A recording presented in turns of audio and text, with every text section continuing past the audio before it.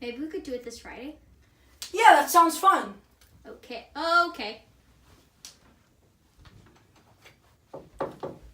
Hey guys, look what I found. It's the old video you guys did with Nikka a couple months ago. No way.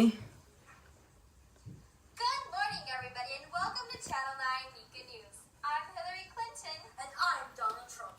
On this Friday morning. I completely forgot about that video. Same here. I remember something about a volcano in Bali, Indonesia. Oh yeah. I wonder if the volcano ever erupted. I was wondering the same thing. Why don't we just call Nikka and ask? Okay. Hey guys! Hey Nikka, it's Donald and Hillary. We just wanted to ask you something. Sure, what is it? Remember in October when you made that news report about that volcano in Bali? Oh, totally. So, did it ever erupt? What's going on with that now? Well, let me give you guys a quick little recap.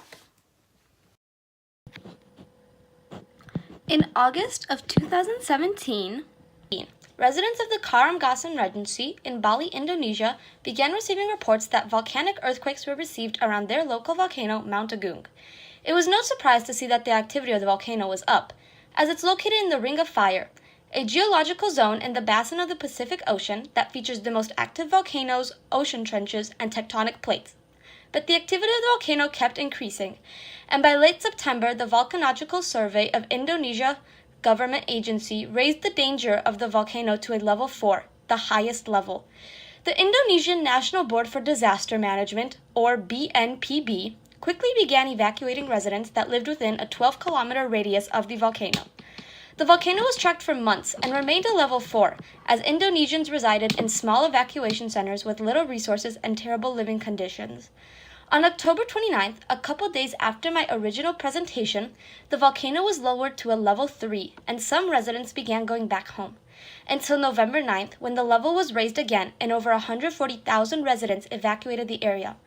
Finally, on November 21st, the volcano experienced a phreatic eruption, which occurs when magma heats water underground and forces the volcano to send blasts of steam, water, rock, and anything else in the volcano into the air. 4 days later, the magmatic eruption began and lasted until November 29th. From then on, the volcano has been erupting continuously. On December 23rd and 24th, January 11th, 15th, 23rd, and 30th. The eruptions have been magmatic and phreatic and have caused major damage to the Karamgasan Regency. After January, people began returning home again, but the volcano remains active, and up until April 2018, it has continued having small explosions, but none too damaging. People have slowly began returning home, but the impact on Bali remains. Over 150,000 people were affected. The explosions have caused major power outages, but luckily the government quickly took action and installed radio-based communications to warn the people. The explosions also put access to clean water at risk. Pyroclastic flows, which are quick-flowing streams of hot lava, as well as magma spreading, have damaged the agriculture. Children living in the evacuation centers have had to join other schools, which placed a strain on those schools because of the sudden influx of new students. Many health centers have also been shut down, and people are living in terrible conditions with limited supplies. But this explosion doesn't come close to the last Mount Agung explosion in 1963, which killed 1,600 people and lasted a little over a year.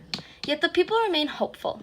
They continue to live their everyday lives, and some have had the blessing of going back to their homes, and others continue living in evacuation centers, praying for an end to the explosions. The economy has also been hurt severely. Since Bali's economy prospers off of tourism, the sudden drop in it since the explosions began will cost them around $1 billion. Airports have been closed for days at a time, and some tourists found themselves stranded on the island, with no way out.